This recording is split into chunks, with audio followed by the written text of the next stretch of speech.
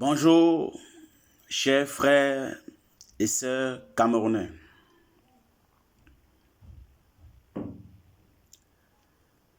Je vous parlerai aujourd'hui de Paul-Éric Kinge.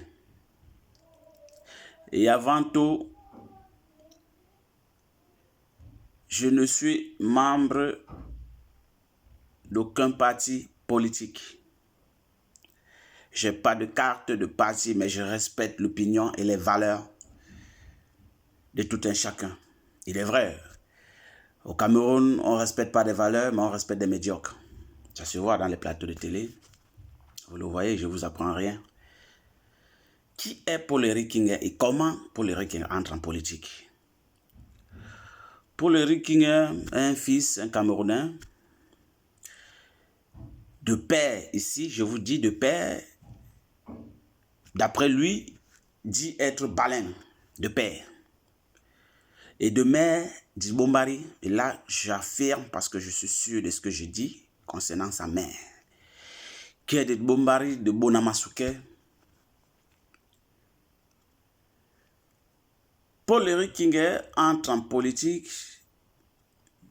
vraiment en politique, dans les années 98-2000. Et à cette époque, comment Paul-Éric Kinge entre en politique? Il a deux parrains. Ce monsieur, il est vivant. Moi, je cite les noms parce que je connais, je sais de quoi je parle. Un certain Edjaka Mbonda, aujourd'hui membre de Elekam. Vous pouvez effectuer des recherches. À cette époque, était gouverneur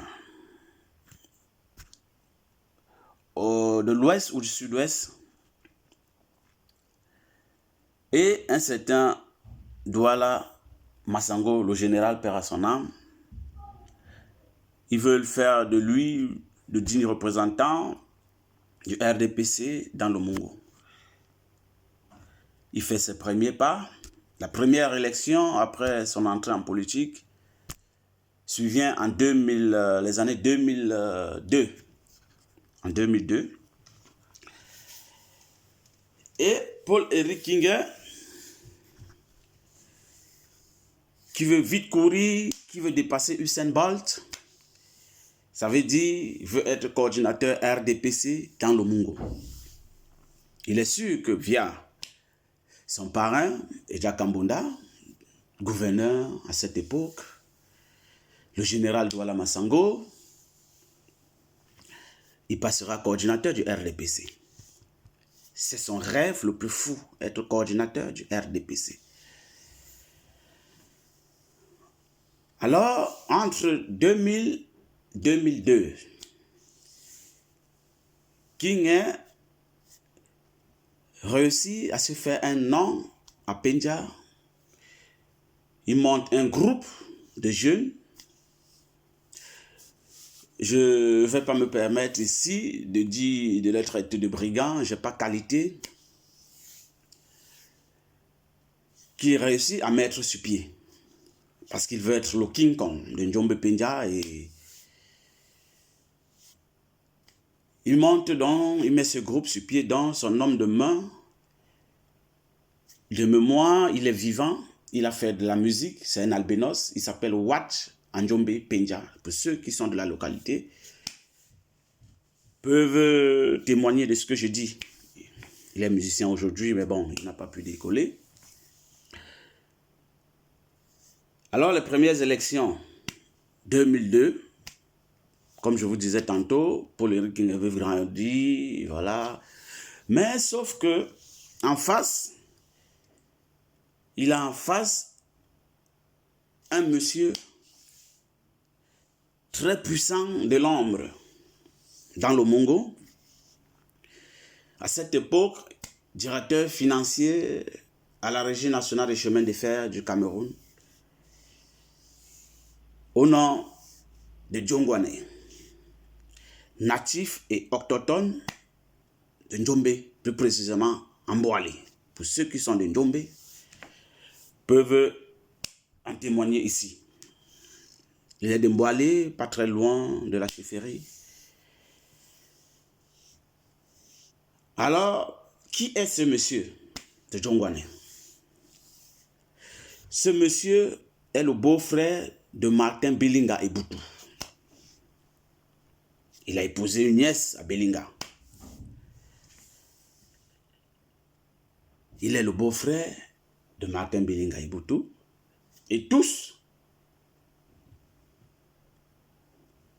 on savait qui était Martin Belinga Eboutou, où les gens traitaient, on surnommé de fils-dieu, demi-dieu, l'intouchable.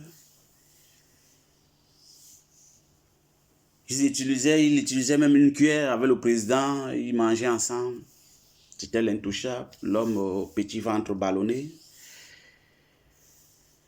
Alors, qui dit, bon, mon beau, toi tu es dans le Mongo, dans le RDPC, tu vas nous représenter. Tu es coordinateur du RDPC dans le Mongo.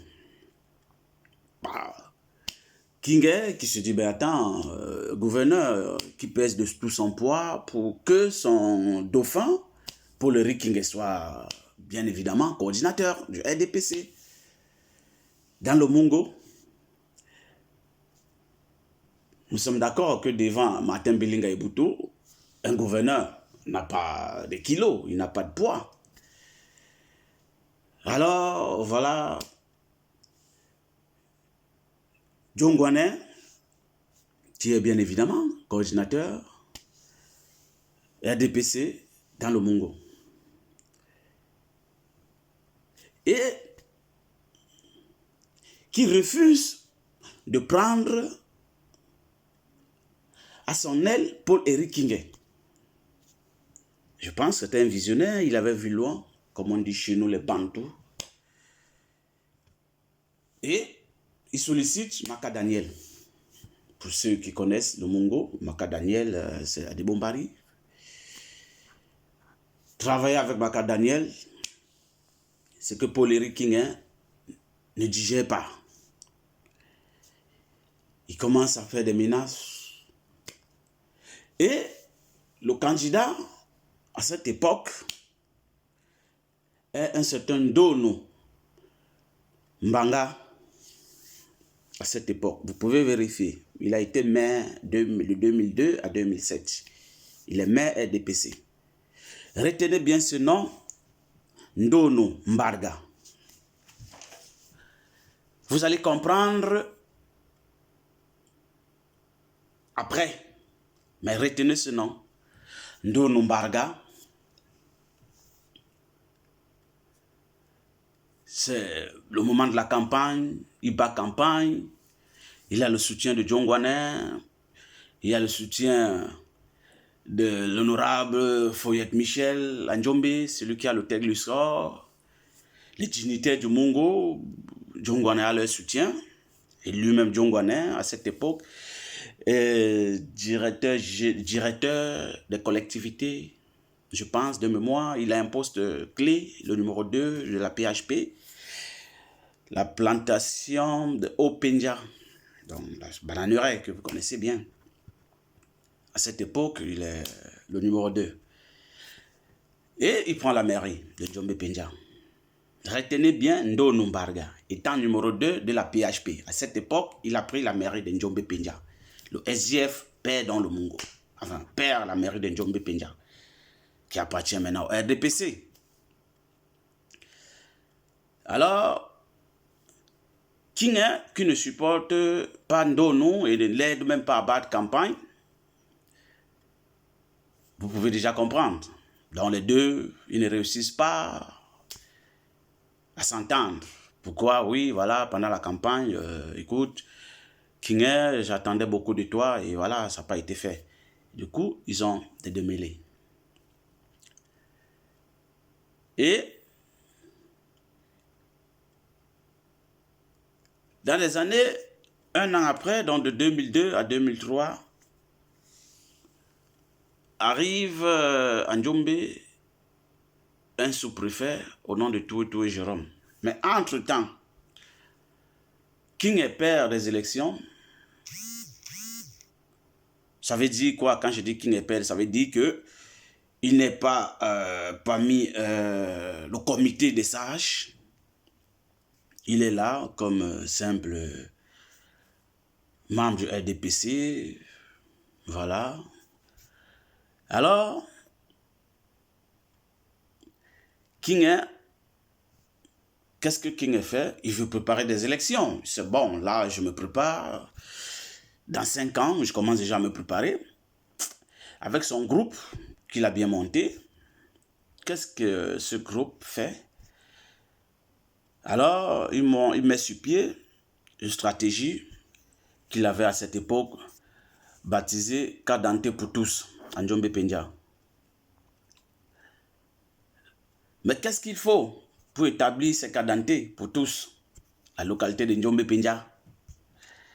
Pour ceux qui ont bonne mémoire, que je vais renvoyer encore aux archives de l'arène après sa sortie de prison, où il dit qu'il avait fait établir 10 000 Kadante à son peuple, parce qu'il aime bien ça. Hein. Il aime bien dire mon peuple, j'ai fait ça pour mon peuple, j'ai fait ça pour ma localité. Oui, King aime bien ça. Vous savez, King, il aime les projecteurs, c'est fait voir. Il a une voix qui porte, comme disait le professeur Maurice Kamto.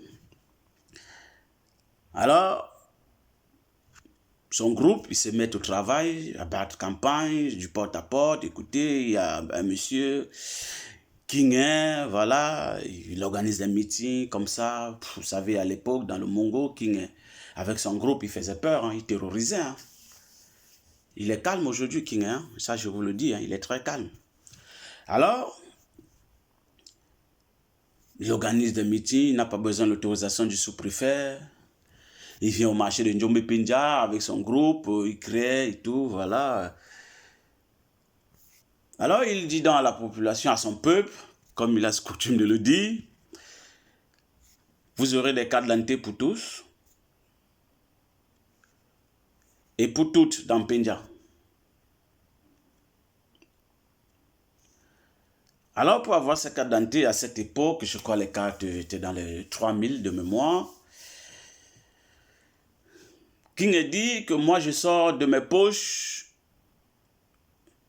1500, je donne la moitié et que vous puissiez trouver le reste parce qu'il est inadmissible que un peuple démuni, voilà, quand vous demande 3000 pour les cartes d'identité, moi je prends sur moi. Et vous savez, avec le dicton qui dit au pays des aveugles, le bon est roi. Il réussit comme ça à convaincre tout le monde parce que c'est un très bon parleur. Hein. Je sais même plus. Il a l'art oratoire, mais sauf qu'il est barbare quand il parle. Il réussit donc à convaincre les gens qui venaient de même Loum Chantier, qui venaient se faire établir les cartes d'identité à Penja parce que c'était pas facile du tout. Djombe, voilà. Je pense que d'après lui, il a réussi comme ça à réunir 10 000 personnes, vu que lui-même il a dit. Et on suppose que si chacun donne 1500 de ses poches, ça fait 15 millions. Suivez mon regard. Donc,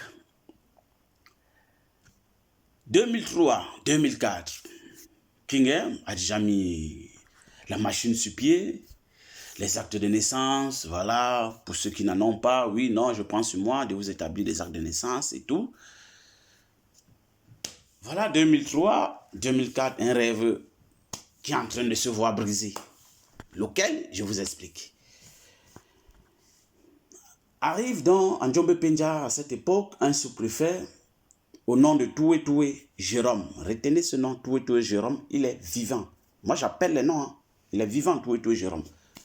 Je pense qu'il doit être à l'aise. S'il est vivant, il peut faire témoignage de ce que je dis. Hein. À cette époque, King.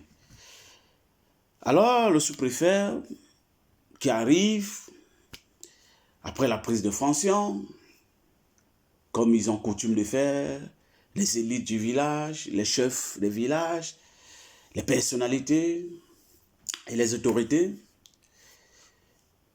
sont conviés à la sous-préfecture, pardon, pour faire connaissance. Et après, alors le sous-préfet, qu'est-ce qu'ils font? Ils font maintenant le tour de la région. Ça veut dire chaque chefferie, il vient, il regarde, il visite, voilà. Alors, il commence donc la tournée de la région. Pendant cette tournée, il a 2, 3, 4, plus de 5 personnes qui disent, ben attends, il y a un mec, il faut faire attention. Et ce mec, c'est qui? C'est Paul Rickingen. Et il a mis sur pied, on informe le sous-préfet, une escroquerie qui, d'après lui, il va faire établir des cartes d'identité à tout le monde dans Djombe Penja, moyennant 1500 par personne. Ben, le sous-préfet dit, ben attends, il n'a pas qualité. Comment il va procéder? Soit il a deux alternatives, soit il fait des fausses cartes, soit il les fait normal, mais normalement, il ne peut donc pas les faire. Qu'est-ce que le sous-préfet fait? Le sous-préfet interdit l'établissement de toute carte d'identité à Penja jusqu'à nouvel ordre, mais on les faisait les récépissés provisoires avec ta photo pour te permettre de te déplacer et tout. King, alors, qui apprend ça, il est furieux, il dit, ben, qu'est-ce qui se passe? Lui, c'est qui? Il demande donc à rencontrer le sous-préfet, qui a déjà un rapport négatif. On entre Noisy King. Il refuse de rencontrer King. Alors, là, nous sommes dans les années 2003-2004. Alors, un jour, pendant le jogging, un dimanche du sous-préfet, il est stoppé net par les hommes de King. Alors là, on appelle King, vous savez, Djombe, c'est un petit quartier, enfin, excusez, Penja, Penja n'est pas grand. Donc, voilà. Et à cette époque, on ne voyait pas les téléphones à tout bout de chemin, hein, à cette époque-là. On envoie donc quelqu'un aller appeler King. Ah oui, ton type, il est là. Alors King qui arrive, tout furieux. Oui, monsieur, mais pourquoi est-ce que vous avez interdit, voilà, l'établissement de cartes d'identité? Vous vous prenez pour qui? Renseignez-vous. Le King n'est pas n'importe qui dans Penja et tout, voilà. Alors le sous-préfet, à peine il veut placer un mot, allez, pap, il a une claque. Parce que King, il était violent. Hein. Maintenant, il a pris des kilos, il était très violent. Il met la claque au sous-préfet et il dit au sous-préfet, moi, je vais te faire quitter Penja. Moi, Paul-Éric King, tu ne finiras pas ton mandat. Donc, je vais te faire quitter Penja. Ça, soyez-en sûrs. Il rentre, tout furieux. Le sous-préfet, qui a peur, parce que tout le monde, hein, je vous le garantis, King terrorisait tout le monde dans Djombe Penja. Ça, je vous le garantis, tout le monde avait peur de lui. Parce qu'il avait un groupe, bien sûr. Et derrière lui, il avait Jakambunda, il avait le général Douala Massango, paix à son âme. Donc, pour lui, dans le Mungo, là, c'était l'intouchable. Que ce soit le préfet en Konsamba. Donc, on avait peur de lui à cette époque. Alors, il promet donc au sous-préfet, moi, je vais te faire quitter Penja. Alors là, qu'est-ce qu'il faut donc pour intimider le sous-préfet? Il met la machine en œuvre, ça veut dire ses gros bras. Le sous-préfet, il arrive, il trouve, non, sa maison a été vandalisée et on ne prenait jamais rien. Jamais on ne prenait des choses chez ce sous-préfet-là. Pas une, pas deux, pas trois. Alors, prise de panique, en 2005, 2006, 2005, oui, 2006, il demande donc l'affectation. Il n'arrive plus parce qu'il est terrorisé par King. Hein. Ce sous-préfet, je crois, il part à l'est ou au nord, quelque chose comme ça. Tout est Jérôme. Alors, King se dit plus fort. Il a fait partie un sous-préfet. Voilà. Pam, coup de tonnerre, en 2006, à Njombe, il y a une famille, plus précisément à Moninkam, pour ceux qui connaissent Njombe. Ils ont un titre foncier et réussissent donc à obtenir une décision de justice.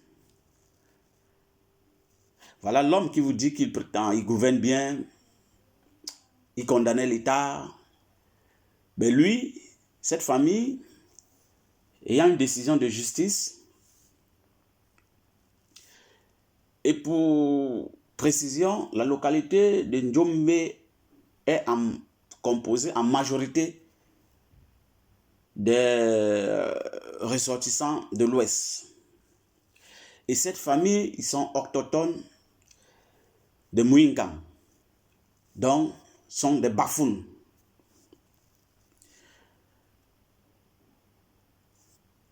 Alors, cette famille, ils ont une décision de justice.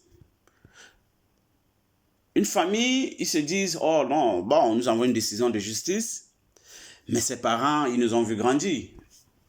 Pour ceux qui ont une mémoire, repartez la reine, la vérité en face, il y a des vidéos où il dit, il fut une année, deux jeunes, on ne savait pas d'où ils sortaient, ils ont voulu casser 1500 personnes.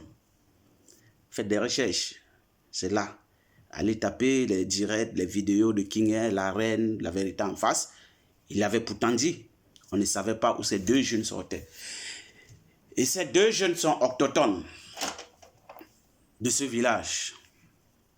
Donc, Mouinkam, qui est un village, en français qui s'appelle Molinkam, mais en Bafoun, c'est Mouinkam.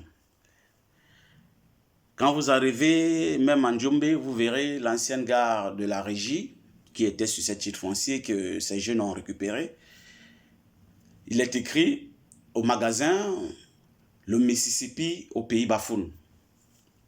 Pour ceux qui connaissent Njombe, si vous les journalistes, vous pouvez mener les enquêtes, vous pouvez faire des descentes sur le terrain pour savoir qui est King Air. Parce que quand je vois King Air sur les plateaux, pour vous, King Air c'est un homme politique. Pour moi, King Air c'est un voyou.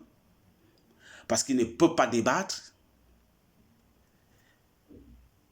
Si je vous mets à défi, organisez un plateau, vous mettez Paul Éric, vous mettez le professeur Maurice Kamto, vous mettez Cabral Libi, vous mettez Joshua Oshi, vous mettez Espoir Matomba, vous mettez qui d'autre là, ces présidents des partis là, le monsieur Binzi et tout le reste, sur un plateau.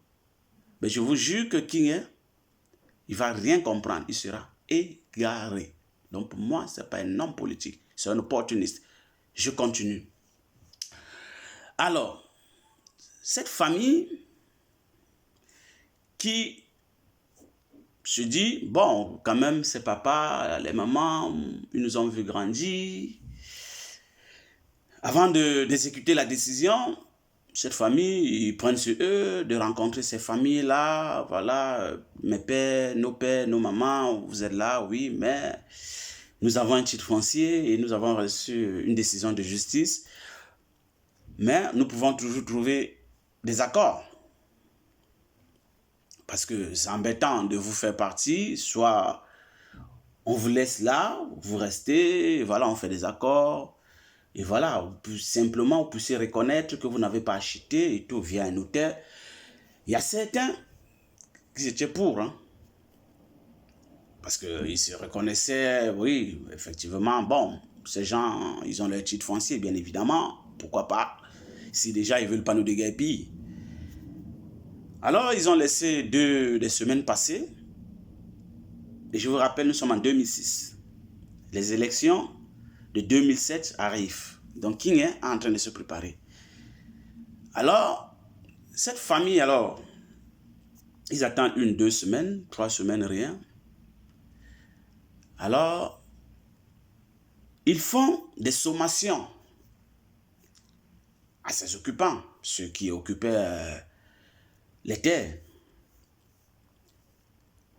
Et ils font la sommation, comme nous tous on sait, via le canal d'un huissier de justice, en bonne et due forme. Il est vivant, ce monsieur, que je cite ici, Maître Yinda. À cette époque, il est à Penja, excusez-moi, il a son cabinet en Banga. Pour ceux qui vivent en Banga, ils connaissent dans le Mongo Maître Yinda. Je crois qu'il a même été président des huissiers du Cameroun à une époque, non loin de la gendarmerie ou de la brigade de Mbanga. Il a un cabinet, Maître Yinda Giovanni. Alors qu'il a fait des sommations de 8 jours.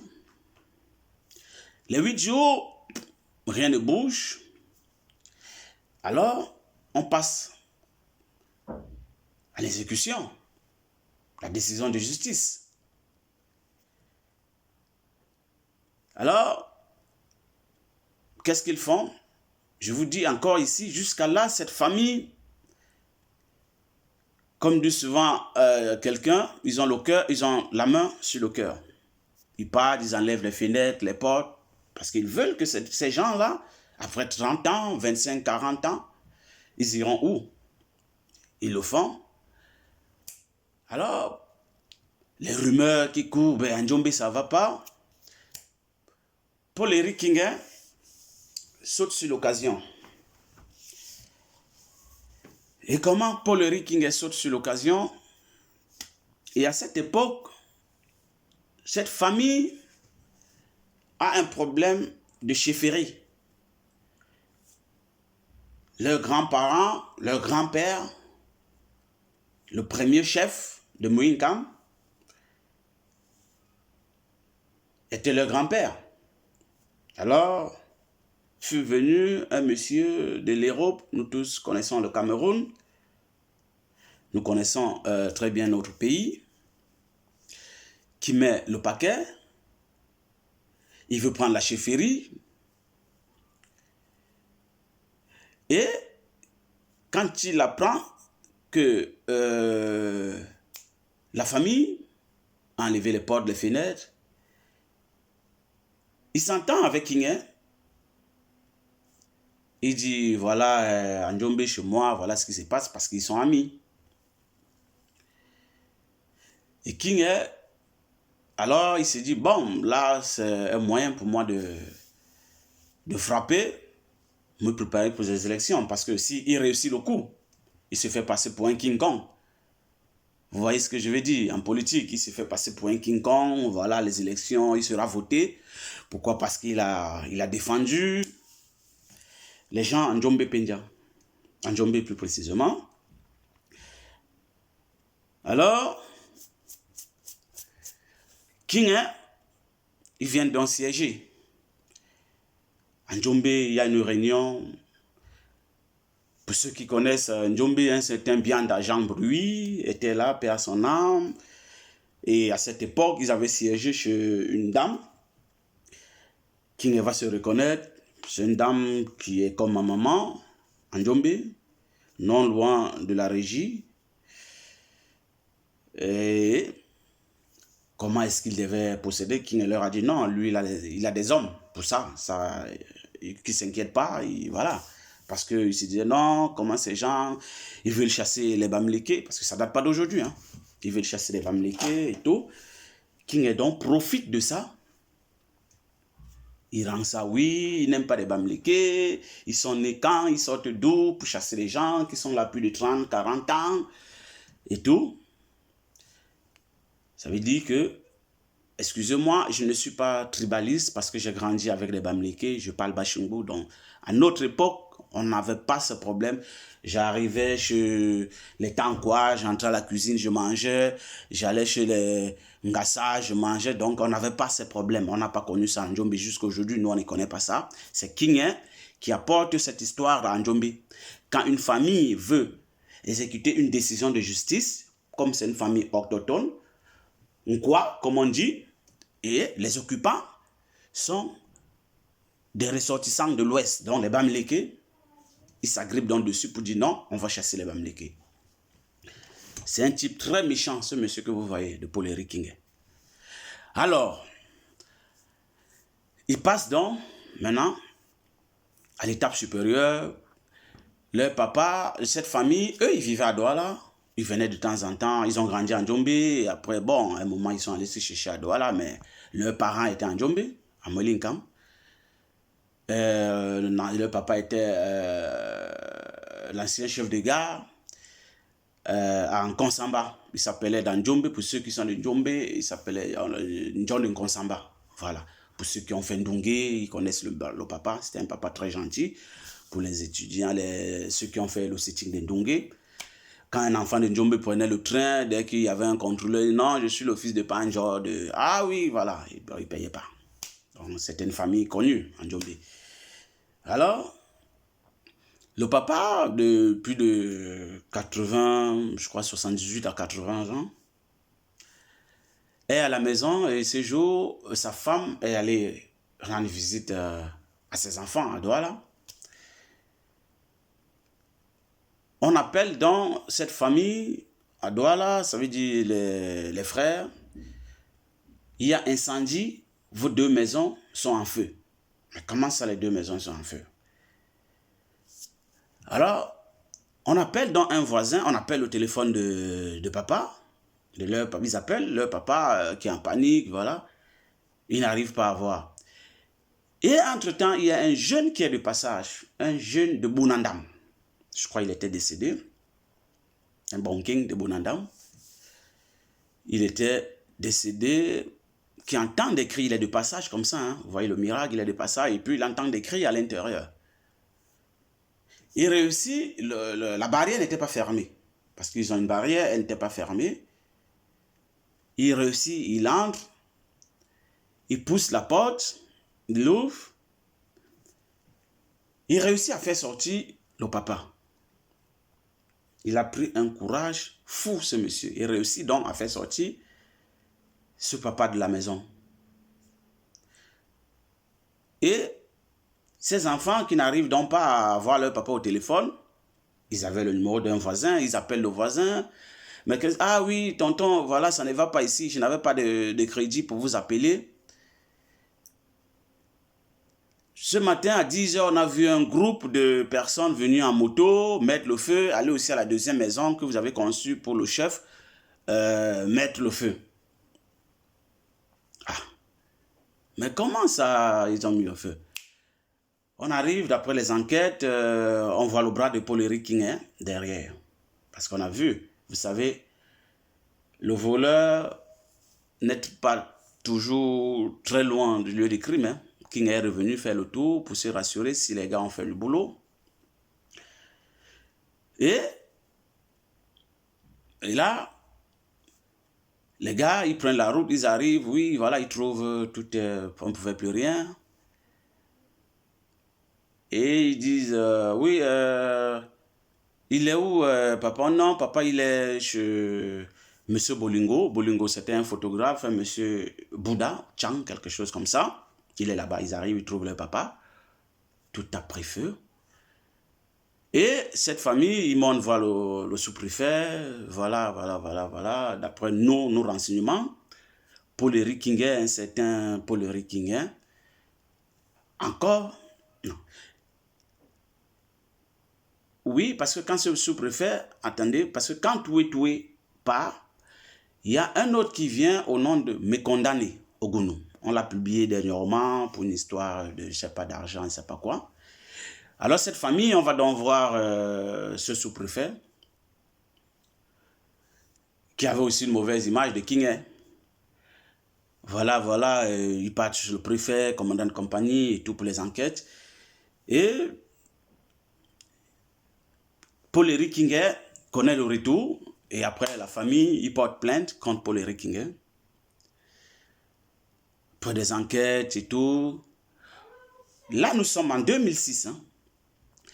Paul-Éric Kinguet, qui a l'ambition de gagner la mairie, donc il doit peser de tout son poids pour ne pas avoir une condamnation ferme. Parce qu'avec un casier judiciaire sale, voilà. Alors, le procès dure, et Jack Ambonda, le général, il pèse et tout. Et là, King a une condamnation de 2 ans avec celui-ci et une amende, je crois, de 700 000, quelque chose comme ça.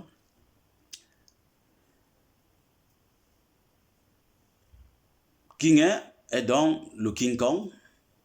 Njombe Penja, c'est lui l'homme de l'année et tout, les élections arrivent.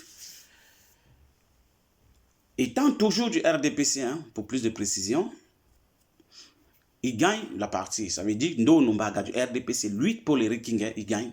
Donc Ndo Numbaga, qui était maire à cette époque. Et Paul Eric King est maire de Njombe Penja. Le rêve se réalise. Il est maire de Njombe Penja parce que ce n'est que ça. Hein. En dehors de hormis la mairie, King ne peut rien faire d'autre. Voilà, lui, c'est Njombe Penja, la mairie. Alors, qu'est-ce qui se passe? À peine installé, King, il faut qu'il se fasse de l'argent, parce qu'il est friand d'argent, il aime les bonnes choses, et pour avoir des bonnes choses, il faut avoir l'argent. King ne vous parle que de la PHP.